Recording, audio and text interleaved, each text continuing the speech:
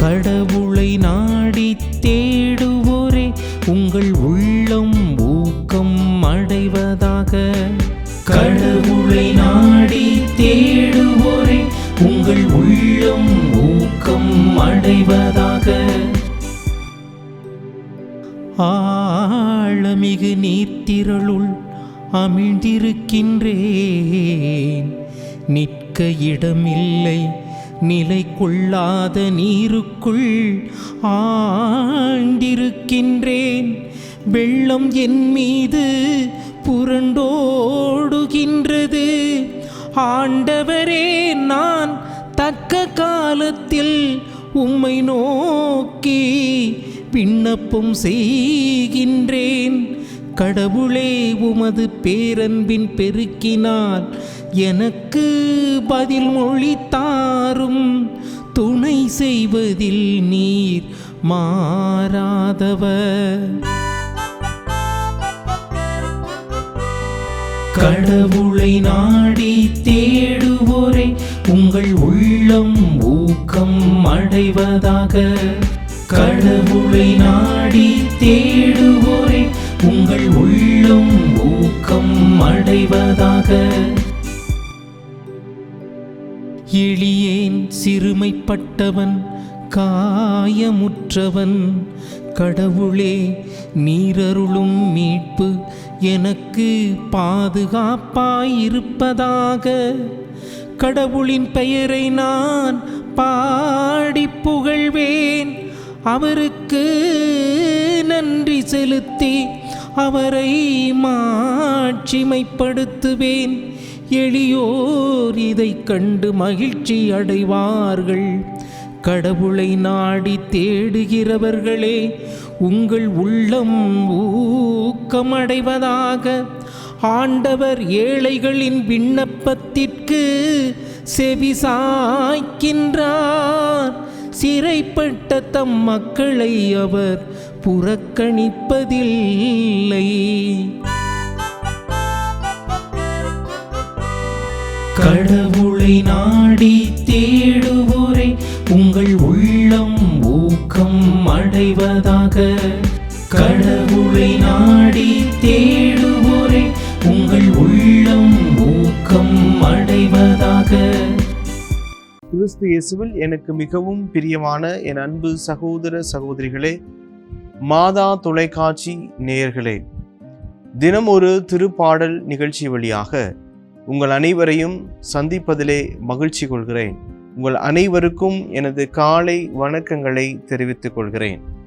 இந்த வேளையிலே அருமையான ஒரு திருப்பாடல் நமக்கு தியானிக்க கொடுக்கப்பட்டிருக்கிறது.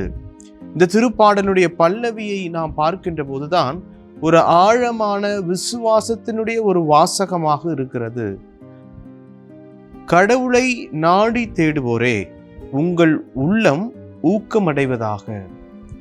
இது அனுபவித்த ஒரு நபர் மற்ற ஒரு நபருக்கு சொல்கின்ற ஒரு வாசகமாக எடுத்துக்கொண்டால் அவர் அனுபவித்த அந்த இறைவனது ஆற்றலையும் பேரன்பையும் நாம் சிந்திக்க அழைக்கப்படுகிறோம்.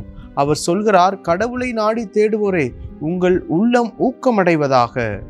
தளர்ந்து போக வேண்டாம், ஆண்டவரை நம்பி வாழ அழைக்கப்படுகிறோம். இன்றைய விஞ்ஞான உலகத்திலே நாம் பல சூழல்களை தேடி ஓடிக்கொண்டிருக்கிறோம்.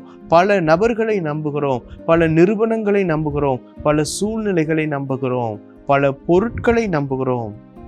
அவைகள் எல்லாம் நம்மை காப்பாற்றும், அவைகள் எல்லாம் நமக்கு முன்னேற்றம் தரும், சமாதானம் தரும், சந்தோஷம் தரும், உடலுள்ள ஆரோக்கியம் தரும் என்று நாம் மனிதர்கள் மீதும் சூழல்கள் மீதும் நிறுவனங்கள் மீதும் சில பொருட்கள் மீதும் கருவிகள் மீதும் நம்பிக்கை வைக்கிறோம்.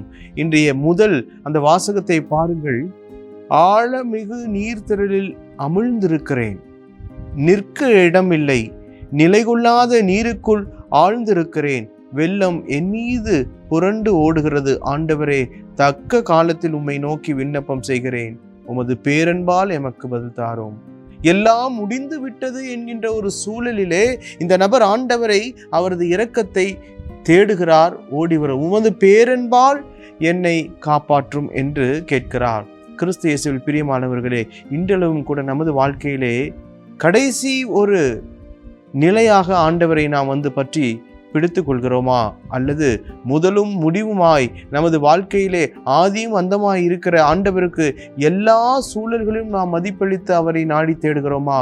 அல்லது நமது தலைக்கு மேல் வெள்ளம் போய்விட்டது, இனி நான் எழுந்திருக்க முடியாது, நான் துவண்டு உடைந்து விட்டேன் என்கின்ற நிலையில் மட்டும் நாம் ஆண்டவரை தேடுகிறோமா என்பதை சிந்தித்து பார்க்க அழைக்கப்படுகிறோம்.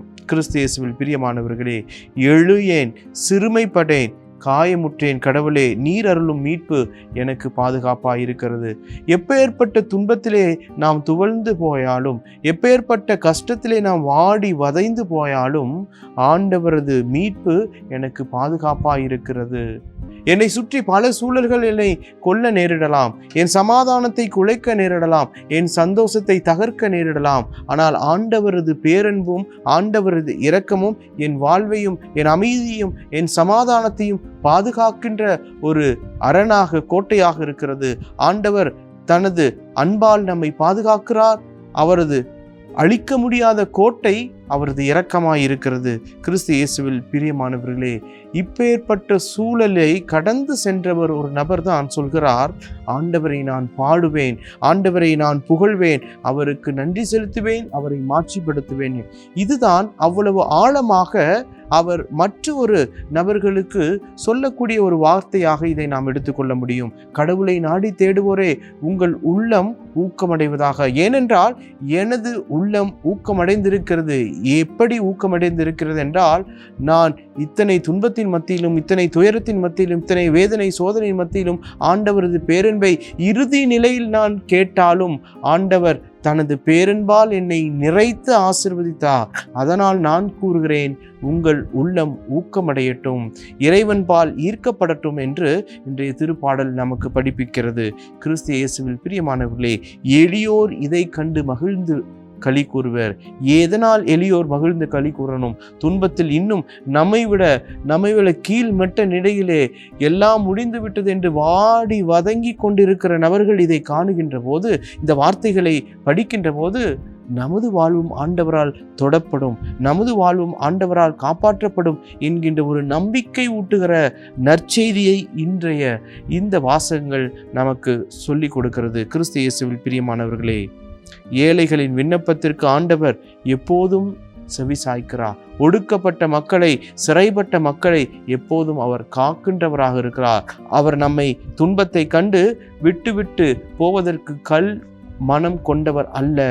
அவர் இருதய ஆண்டவராக, திரு இருதய ஆண்டவராக, அன்பின் உறைவிடமாக, அன்பின் பிறப்பிடமாக இருக்கிறார். அவரது அன்பின் அரசாட்சியை ஒவ்வொரு நபருக்கும் கொடுக்க ஆவலாக இருக்கிறார். இந்த வேளையிலே கடவுளை பிரியமானவர்களே நாம் நாடி தேடுவோம். அவர் எல்லா நிலையிலும் நம்மை பார்த்து கொள்வார் என்கின்ற ஒரு விசுவாசத்தோடு ஜெபிப்போம். எங்களை என்னாலும் கரம் பிடித்து வழி நடத்துகிற எங்கள் தெய்வமே, எங்களுடைய வாழ்க்கையிலே நாங்கள் துவண்டு போயாலும், ஒடுங்கி போயாலும், உடைந்து போயாலும், இதோ திக்கற்ற நிலையிலே வாழ்ந்தாலும் என் ஆண்டவரது பேரன்பு என்னை மீட்கும் என்கின்ற நம்பிக்கை, விசுவாசத்தை நாங்கள் உணர்ந்து வாழ எங்களுக்கு தேவையான அருளை தாரும். எங்கள் மனம் துவண்ட விடாத மனமாயிருந்து தொடர்ந்து ஊக்கம் உள்ள மனமாய் ஆண்டவரை நாடி தேட எங்களுக்கு அருள் தாரும். எங்கள் ஆண்டவராகிய கிறிஸ்து வழியாக உம்மை மன்றாடுகின்றோம். ஆமென்.